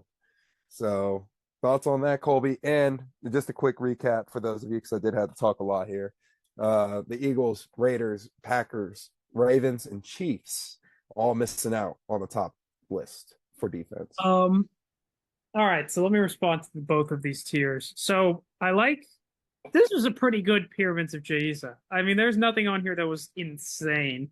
I mean, repairing rubble to I would switch around here at the top. Steelers and Browns make sense. The Texans, look, I think they're going to have a good defense with D'Amico. You could argue they should be in the slightly threatening tier. But I'm not mad at you putting them here. Niners and Dallas, absolutely. Detroit should be in the next tier. Detroit, as much as their defense improved this year, it's not. I still don't think it's a top tier defense like these other ones. So I'd move them down. I would move the Chiefs up. The Chiefs should be in the top tier. They were dominant on defense last year. They have all the championship experience. They have a great coordinator. Losing Snead does hurt, but they still have McDuffie. They still have good players everywhere. Chris Jones. I think they should be in the top tier. Baltimore could as an argument to be up there as well. I'm surprised you put the Packers this high. They do have a lot of talent, but I'd have maybe had them in the mid tier. But I like the idea. And the Raiders should be in the mid tier. I think they have some good pieces and they have a nice defensive front, but I'm not ready to put the Raiders up this high as much as Antonio Pierce did get him playing well. Overall, though, I think those are good pyramids. I'm going to give you some pushback here, Colby, and some little defense, why I have teams this high. Okay. For the Packers, I have them this high because I think they're just solid in every category, in my opinion. I think they got a star at the line. They got a star at this cornerback position. They got a star at the line position. The linebackers are pretty mediocre, in my opinion. I think they got everything else, though, is at least a C or higher. That's the reason why I have the Packers up there. If I were to talk about the Ravens and stuff, I feel like the Ravens, they just lost this huge hitter. It hit, and you have to remember, your Steelers took Patrick Queen. Oh, I'm aware. That was a nice. Yeah, that was a huge. I think that's a huge little flip flop there. Rashad, don't get me wrong, they still got a beast. I mean, everything. So they still got Raquan Smith running the show. I still think that's not going to be a problem. That's why they get the flowers there. However, the Raiders, I'm putting them up here. Yes, I am hype almost always on the Raiders, half and everything. However, this is their strength. This is probably their strength. And I'm on the side of Max Crosby is probably going to take the crown now that Aaron Donald is not around for best defensive lineman.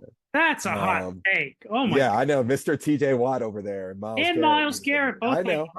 Babe, I like Crosby. He's great. Crosby is that's crazy. Tenacious, dude. He's great. I'm a fan, dude. I'm a fan. What can I say? I'm a fan. Great. I think Max Crosby, and they added. They're the ones that took Christian Wilkins, by the way. They're the ones that got him. So I'm pretty big on the Raiders here. I feel like their defensive line will pull up, and like I said, Antonio Pierce pushing them in the right direction. So love how I spurred up a little controversy there. It must have struck a chord, but yeah, that's why I got the Raiders there. I truly believe that their defensive line might be one of the best in the league this upcoming season. All right, up next we got the offense, of course, and then That was we a got good pyramids to on this start. offensive list. Oh, Thank you. all right, there you Up next, yeah, here we go. I had it that way, but it's go. all I like good. this I name. didn't know if we were. Thank you. All right, first tier, got to get ready defense. All right, this is the tier where you just know that you got 3 downs to catch your breath and get back out there. That's good. Um, it's the Giants, it's the Broncos, it's the Commanders, it's the Panthers, it's the Saints, which is probably the one team you're probably going to have a little flack on. I already know you like to back up Derek Carr, Might and surprise. it's going to be the Patriots for me in this case. I feel like no surprise there for the Patriots, and I would expect only a little pushback actually on the Commanders as well. Do I think the Panthers will take a step up this season?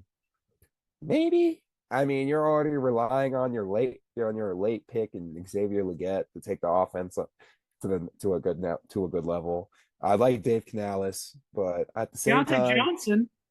and Deontay Johnson, yeah, sure, yeah. How many weeks did it take him to catch a touchdown pass, Colby? No, go ahead. You're fine. Keep going. The Thank you. Panthers are in the right place. Yes. They Thank have you. Thank you. historic offense, bad offense last Only year. one, like I said, the only two I see flack being thrown at me for is going to be the Commanders and Saints. Those are the only two. Everyone else, I feel like I could put up a sound argument. The Giants, you lost Saquon. That was your offense to begin with.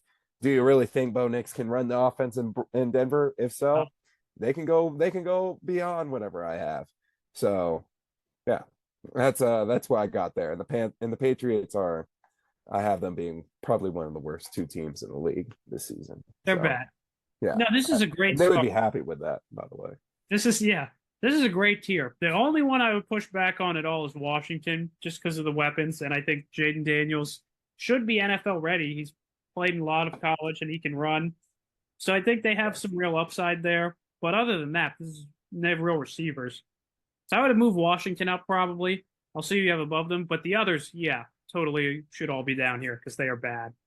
Yeah, I Great was about to start say. so far. I love the name too. Yeah, I was about to say. I know the Commanders probably are the one team that actually can have a hat's chance, throw their hat into the ring for the next one. So All right, you ready? Here we yeah, go. Next level. not connecting, but you're betting on upside here.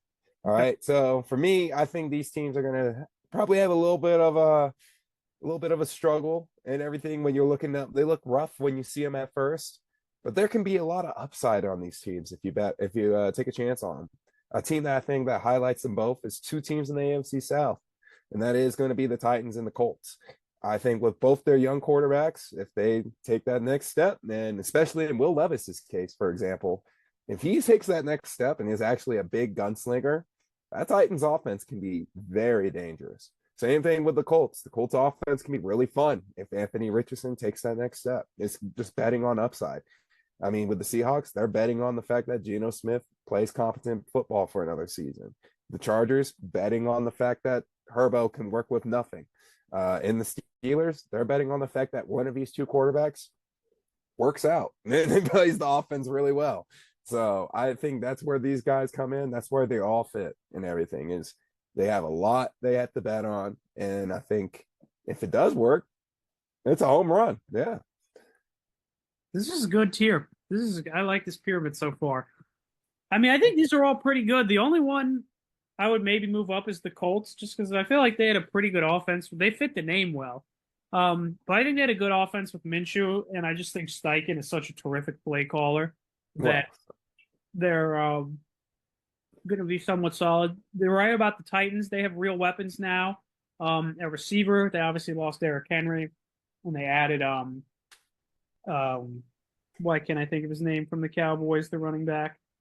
Um, Tony Pollard. Tony Pollard. Yeah, they added Tony Pollard. So yeah, I think if Levis is good, can play, and they've added to their line, you hope it's a little more stable. It was pretty bad the last 2 years. Pittsburgh, you can make a case should be in the bottom tier, but I appreciate you putting them up here. This is a good tier though. The only one I would move up maybe is the Colts, just because I think Richardson has so much upside, and they've had a pretty good offense with Minshew last year. But Can't say. Washington should be on this tier also. Washington is on the level of these teams, I think, offense. Okay.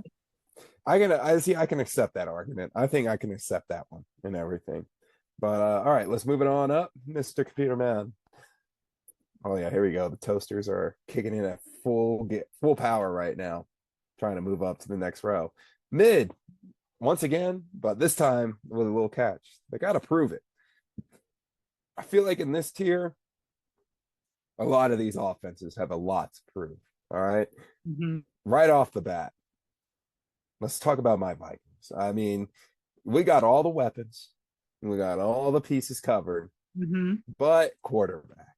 So he's got to prove it. It's simple as that. Sam Darnold's got to prove it. JJ McCarthy got to prove it. If those two guys actually end up being, I would say at least what, a 6 or 7 out of a 10, like Kirk Cousins was, they'll be fine. No, they'll be fine with Kevin O'Connell.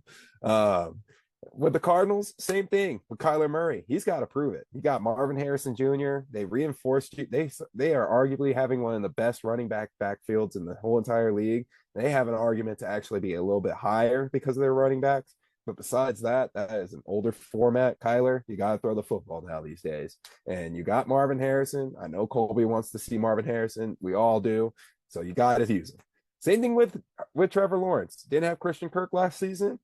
You're going to have him at the beginning, so you better use him right. You proved me I was terribly wrong with you and Calvin Ridley, giving them the benefit of the doubt here, mostly because he also just got paid. So Trevor Lawrence, Christian Kirk, I expect that to bounce back, and hopefully they got to prove it in my eyes, actually, still. I want them to bounce back, but they got to prove it. Caleb Williams, how good is he in the Bears going to be with all these weapons? They got to prove it. I think this is as high as I'll put the Bears for now. I know there will be a moment in the season where I might have to move them up or lower, but they got the weapons. They supposedly got the QB. Prove it. That's all I'm at right now. You just got to prove it.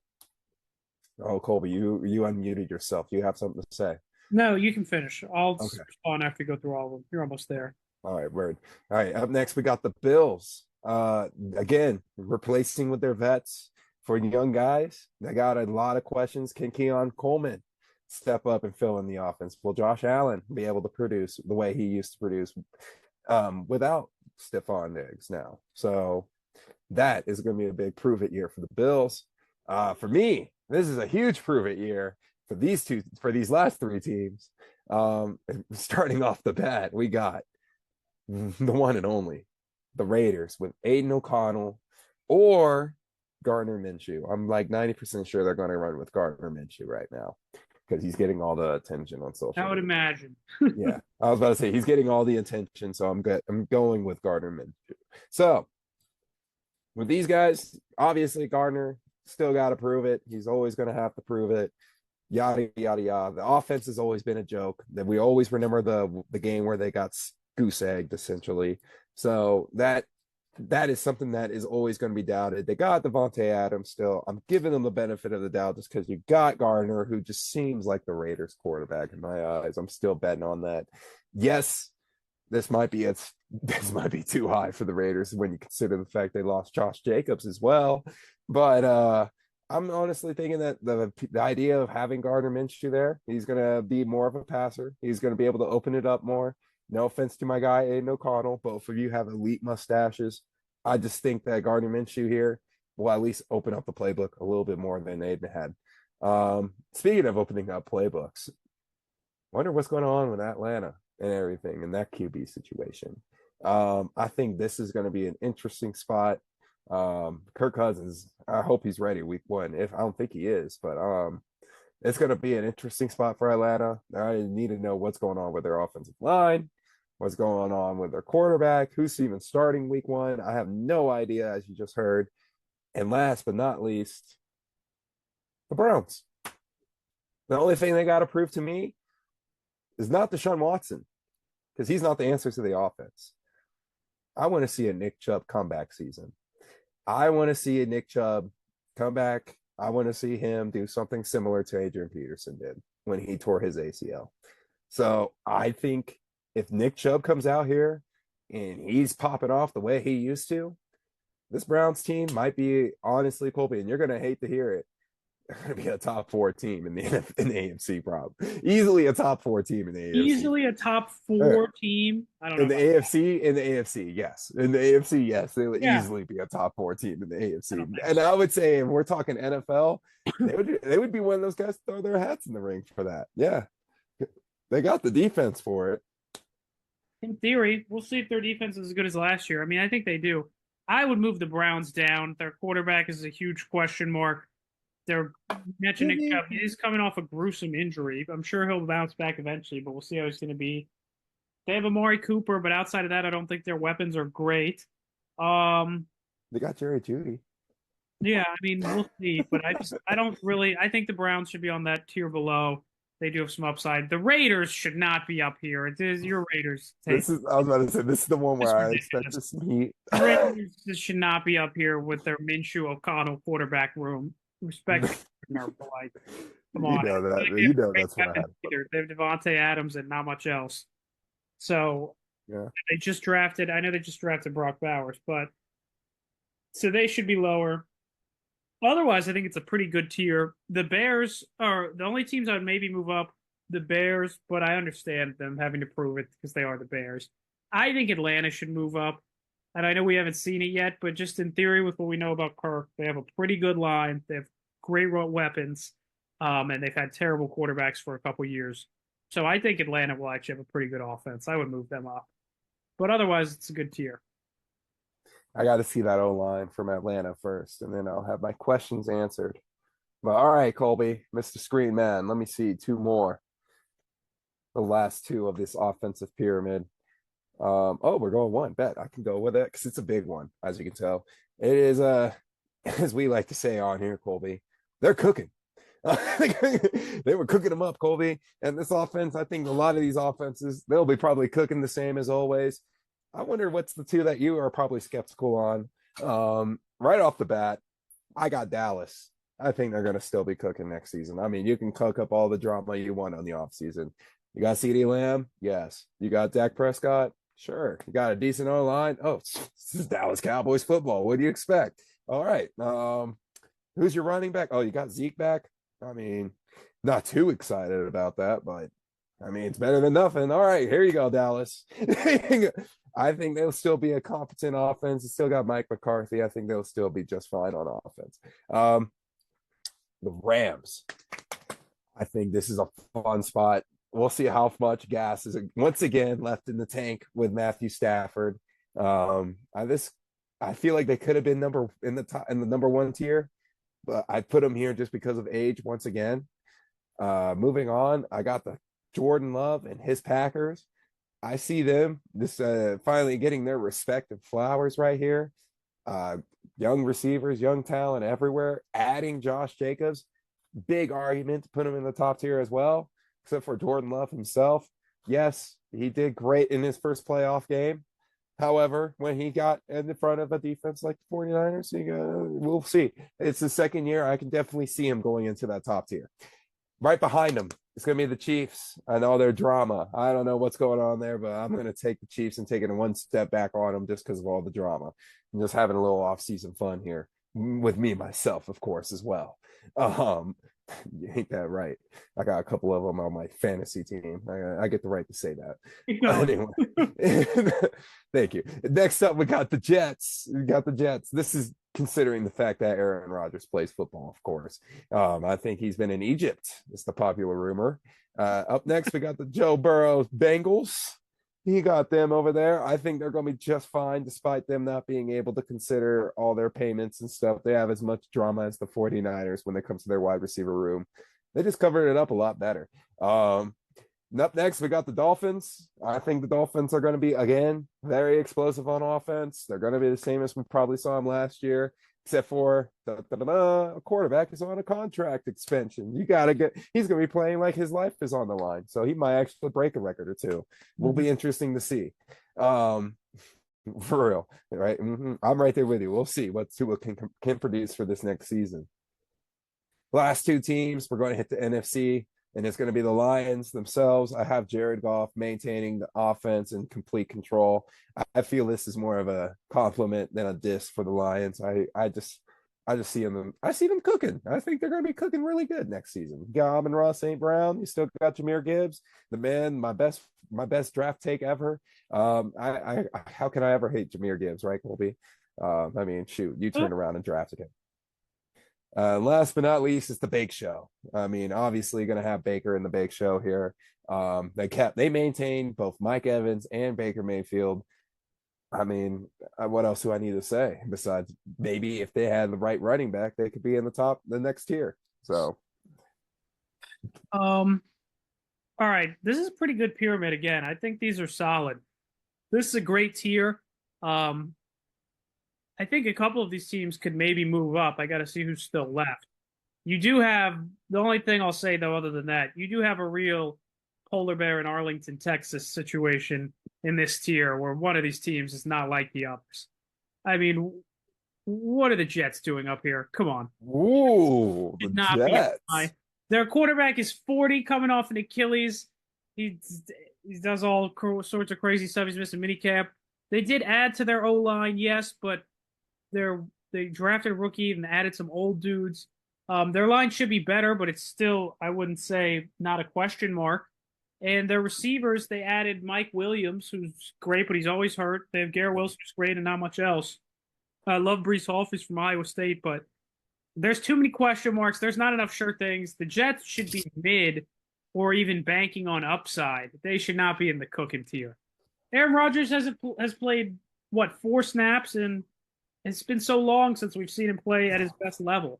I'm not optimistic about the Jets. I mean, I think they'll be slightly better, but I don't think they're any real threats. So they should not be up here. The rest of these teams are deserving, and I think some should even be in the top tier. Okay, okay. I mean, with the Jets, like I said, this is betting on the fact that everything is going according to Rodgers' plan, and I might be a little bit of a buyer into this whole little, all doesn't matter until we actually start playing football. So I want to see what it all pans out to. If I'm completely wrong on the Jets, I'm willing to take that one on the chin, just on their offensive at least. I feel like they're still going to be a beast on offense. So I do not, but that's it. That's the craziest take you've had so far in this. All right, uh, here you go, top tier. fireworks, Colby. Pew pew pew pew pew pew. We got a team that I think is going to take a step back in the right direction, and it's very easy to consider. It's the Eagles after they acquired Saquon Barkley after one full offseason. You're telling me they got AJ Brown, Jalen Hurts, and Saquon Barkley on the same offense?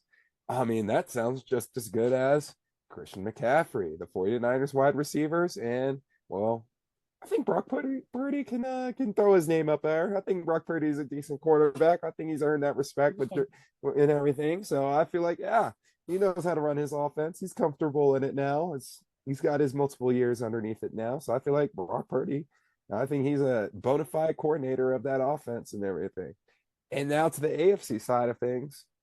I mean, you want to take repeating after one another. The Ravens said, "All right, Eagles, you guys want to get Saquon? We're going to get Derrick Henry then." I mean, shoot, both of them went with mobile quarterbacks, with strong running backs, and have a superstar at wide receiver. In the Ravens' case, it's going to be Zay Flowers. I think he will take that step up. Not concerned about it that much at all because they need him to. And if he's not, guess what? They got Mark Andrews. He's already waiting for Travis Kelce to retire so he can pretty much be the number one receiving tight end. So got them, and then I got CJ Stroud and the Texans taking a huge, well, not really a huge step. I'm taking a pretty much a step into a direction that everyone expects them to take. I'm going to buy into it as well with them getting Stephon Diggs and everything, helping shoulder some of that wide receiver attention. So those are my 4 teams that I got, Colby. I only put it up to 4. I mean, it's good. I think this is a solid pyramid. I agree with you that Philly will bounce back. I believe in Philly as well this year, having a bounce back year. So I'm in agreement with you on that. I don't know if I would think they should be in the cooking tier. I have no problem with the teams you have up here, really, but Detroit should be up there with them. Detroit, All right. I think is one of the most complete offenses in the league, if not the most complete, with their line, weapons, quarterback. Like they check every box. So Detroit should be in the top tier. I would Okay. also put Green Bay in the top tier just because of the I'm not. sheer number of weapons. But I mean, I'm not gonna fight you too much on where you put them. Uh, Oh, you can make a case for a couple of those teams below to be in this tier. Maybe Philly should move down just because of the how bad it did end. Even though I agree with you, I think they will bounce back. But I'll just say my main one: Detroit should be up here. Detroit all has right. as good, if not a better, offense than all these teams. They might have the Well, best offense in the league. They're right up there, man. I can see Detroit contending for the offensive crown with those two teams, with the Eagles and 49ers. So Good teams 100% agree. overall, man. We Good got, teammates. thank you, thank you. Well, this is the last pyramid where I Yeah, have to actually put it all together. So this because is it's where the real overall. fun really begins. This is where we really get to the more or less where I have to really explain myself. This is the true pyramid of J-IZA, Colby. Let's see it. And first things first, hang on, I'm right here with you for the technical difficulties. These are ones that probably are not a shocker. It's going to be a long 18 weeks, folks. That's the name of this tier. And for these teams, I think you guys already know what you're getting yourselves into. It's the Giants, it's the Broncos, it's the Panthers, it's the Saints, it's the Patriots, like I mentioned earlier. And it's going to be the Commanders. Not much of a buyer of Jane Daniels, if you haven't noticed, Colby. That's Uh, fair. I mean, I'm not the biggest fan, but I seem to like him more than you. Um, yes. all right, that's a pretty good tier. I don't have any gripes to that. I mean, I think there's maybe a hope for the Giants to improve, but I don't know. I've been burnt by them so many times in the past, so I have no problem with them being here. Them in Washington, I'm slightly more optimistic, but the rest, I'm totally with you. And the Saints could be mid. They are in the NFC South. Uh, but yeah, the others, yeah, I don't think anything's crazy. I'm mostly in agreement with you. These teams will all probably be pretty bad. Probably. Next one up. Let's see that next one, Colby, real quick. There we go, Mr. Screen Man, because the next one is not as bad, but something just wasn't it. And we up here we got the Falcons, the Colts, Seahawks, the Titans, the Chargers, the Cardinals. For some of these teams, especially in the Titans and Cardinals situation, I feel like I actually kind of gave them a chance here, except for when you consider the fact that they just don't have enough. I feel like there's still just going to be something that just wasn't it and everything. For some people, it's the fact that Kirk Cousins is coming in mid-season for the Falcons. For others, it's the fact that Anthony Richardson's just very injury prone. And you never know with that, always sitting around your head. And the fact that Shane Steichen is more of an offensive guy than defensive guy. And will the defense actually hold strong for a whole season now instead of just rallying together for Shaq Leonard leaving midway, almost near the end?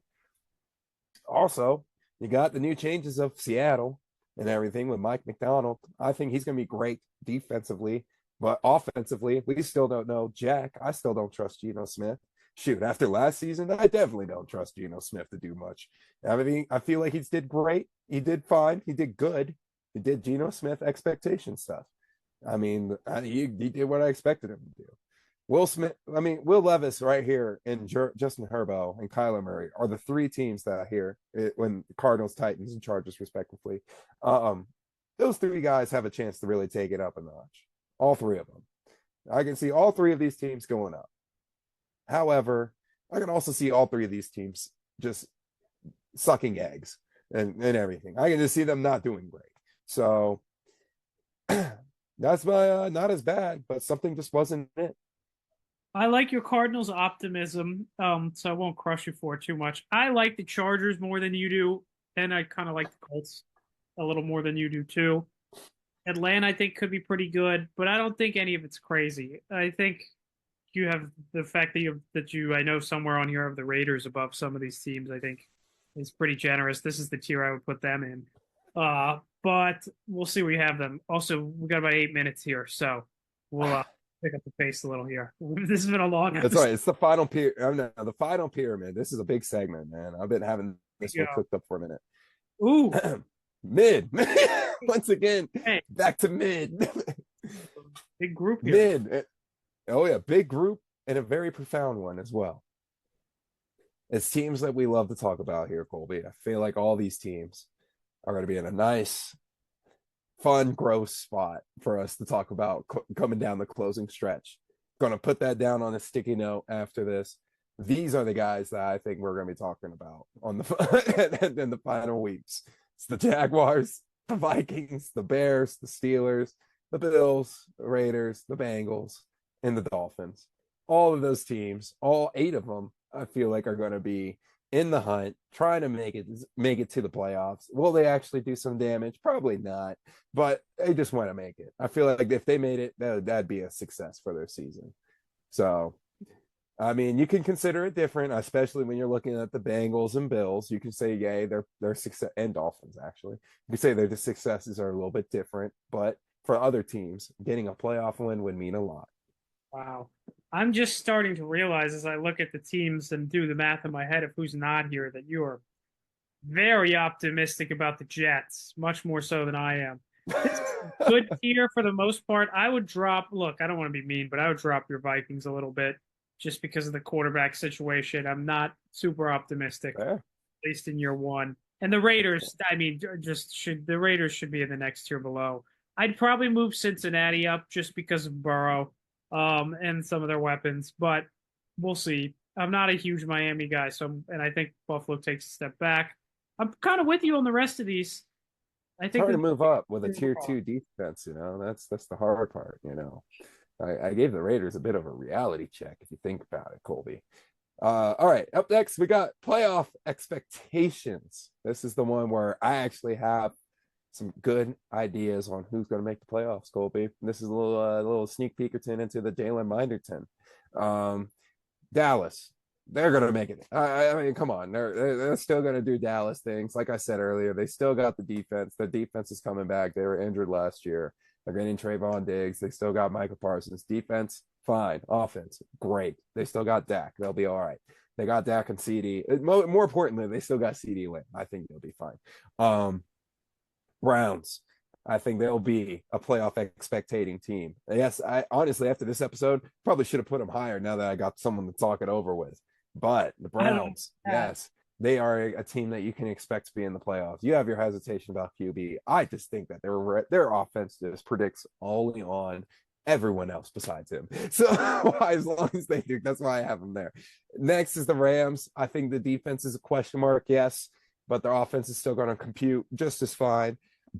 Let's see how much Matthew Stafford has in the tank. Same thing with Jordan Love. I think for him, it's going to be seeing how much he has when he gets to the playoffs. I mean, we see in year one, he's managed to go into Dallas and win. That's a huge feat for a Green Bay Packers quarterback. You got to take care of Dallas. That's something that that you have to do. I mean, so good job for Jordan Love and everything. Let's see how he takes that next step next season. I'm going to give him a little bit of the benefit of the doubt. Bucks, same thing that I mentioned earlier. They got the defense coming back. They got the players coming back on offense. I think that's all going to just spell for them to repeat the control in the NFC South, really. Jets, I think they're just going to take advantage of a little bit weaker division. And that's why they're in this spot, Colby, with playoff expectations. And I think Aaron Rodgers will pull through in moments that you haven't seen before. It looks like you just haven't felt the pain that I have. They beat my team in a Super Bowl. What are you talking about? No, I that doesn't mean 1 year. Yeah, sure. I just think he's pretty old. compared to I don't know, a decade's worth. Yeah, no, you're right. That's definitely true. So even though both our teams haven't gotten a Super Bowl. 4 minutes. The only one I have a huge problem there is the Jets, but I think I would maybe move the Bengals up and some of these other teams up. But go ahead and finish out. And then my 6 contenders here, our bubble teams, whatever you want to call them, my 6 prime contenders for preseason, I guess you can say. Jalen's official prime contenders: the save the pyramids, the repair the rubble. I got a couple cop outs, as you can see. I got the Eagles, the 49ers, and the Chiefs. But the main ones that I want folks to pay attention to is going to be the Lions and Texans, obviously. And of course, I have the Ravens on here, but Lions and Texans, obviously. I think the Texans, it's going to be a little bit of a riskier bid because, like you said, Danielle Hunter is just one man. It's still a lot of work to do on that defense. But if they manage to make it to the championship game, I'll be out here putting up a strong argument to put the Texans onto the background picture. Same, but for the Lions, theirs is a different challenge. If they actually make the Super Bowl, they made it. I think they can actually do the whole thing and everything. So those are the two. I think the Ravens and everybody else, Ravens, Eagles, 49ers, Chiefs, I think they'll all just be just as continued contenders as we always know them for. I think that's a pretty good top of the tiers. I would put Green Bay up there with them. But Gross. other than that, I think that's a pretty good top. Those That's are shit some down solid right pyramids, Jalen. I I like. will. I think I did. I gave Love enough credit for him to be in that spot. All right. I feel like that in itself is an honor. All right. So, but anyways, that is the pyramids. Thank you, Colby, for letting me just spiel on about that. Problem. So, That was great. as we do that, we got 2 minutes. Wow, this is the first time I actually got to see the timer in a long time. The toasters, man. The toasters are syncing together. 1 minute drill for each of us. Here we go. Colby, go ahead and start us off with our final thoughts. Final thoughts. Oh man. 50 seconds. I'll go back to basketball. I'll just say, I like that some of these teams are finally listening to what we've been saying for 2 years. With shout out to the Nets. Atlanta, they broke up Young and Murray. And Chicago, well, it's too late, and they obviously should have traded DeMar DeRozan when they could have not lost him for nothing. And they should have traded Zach LaVine when he didn't have negative value. But shout out to those teams for moving in the right direction. And the Bulls, because I like Buzelis, I'm fascinated to see what they look like now with this Giddy, Kobe White.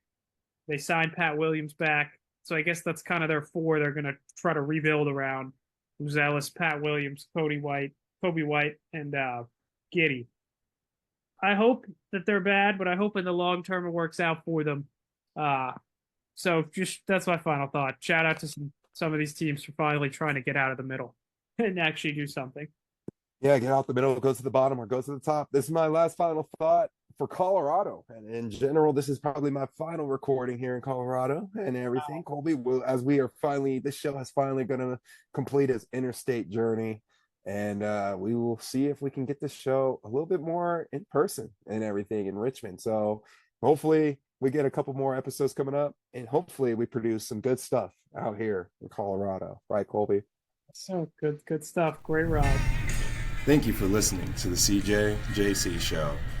Whenever you want more biased takes, go on over to our social media pages, Spotify, or wherever you can probably find a podcast, if we have it up. And if we do, thank you for following us on social media. And besides that, have a good one, y'all.